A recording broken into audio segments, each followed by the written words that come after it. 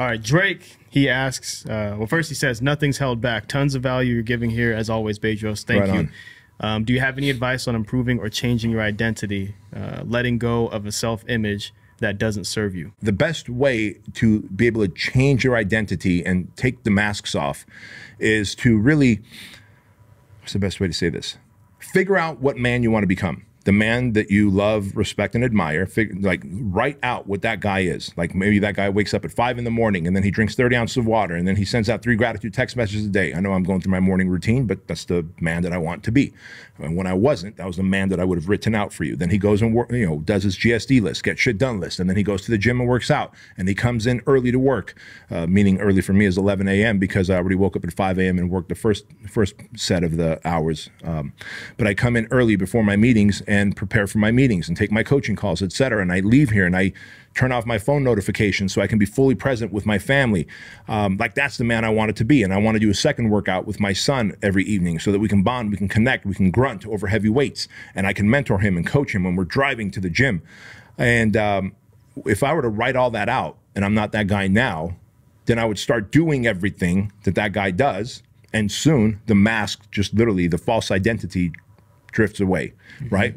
So there's that. But if you also have come from suffering or trauma, maybe like me, you were molested as a kid, or you were beaten as a kid, or you were emotionally abused as a kid, whatever, you also got to heal through that trauma. Right. So do the things that the higher level version of you would do. Do that on a daily basis until it becomes habitual, until you habitually create the identity that you want.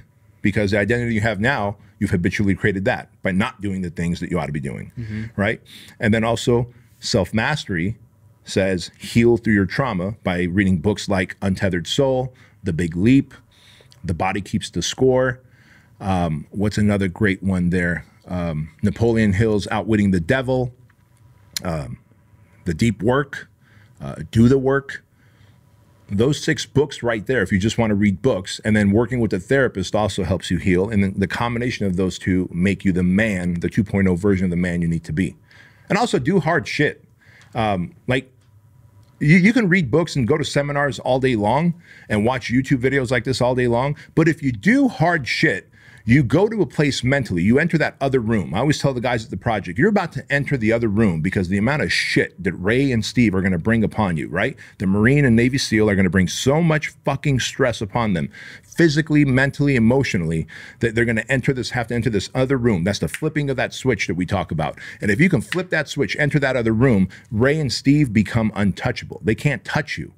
They are out of reach because you now are connected to higher self. And it is higher self that begins to do the deep work to heal you. So if you're like, well, I don't want to do the project yet, cool. Just go to bedroskeuilian.com/challenge and download my free marathon training guide, right? I trained for and ran a marathon in 6 weeks, having never run before, weighing 240 pounds at the time because I was on a lot of Sustanon and testosterone and lifted a lot of weights because that's what I did.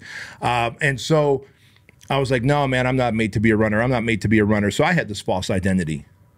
And as it turns out, I can do anything the fuck I want. And so I hired a running coach. The running coach made me a running program and a nutrition recovery program. I did it for 6 weeks, went and ran the San Diego Rock and Roll Marathon and proved to myself that I can do anything I want and that nothing is outside of my grasp. And so I want you to do that. If you go to bedroskeuilian.com/challenge, you'll be able to get my 6-week marathon challenge, the exact training program that my coach wrote up for me, the exact nutrition program, and also I put together a 6-week mindset and motivation program. Every week a video from me, audio and video, that inspires you, motivates you, and takes you to that marathon. And when you do something that is so difficult, you know, only 1% of the population has ever done a marathon. It's crazy. And so when you do something like that, you haven't, right? Yeah, exactly. And you're a goddamn awesome athlete, you know? And so, like, if you're part of that 1% of society that has run a marathon, you will have breakthroughs during the 6 weeks and during that 26.2-mile run, and you will meet your higher self, and that higher self is an amazing human to meet, let me tell you.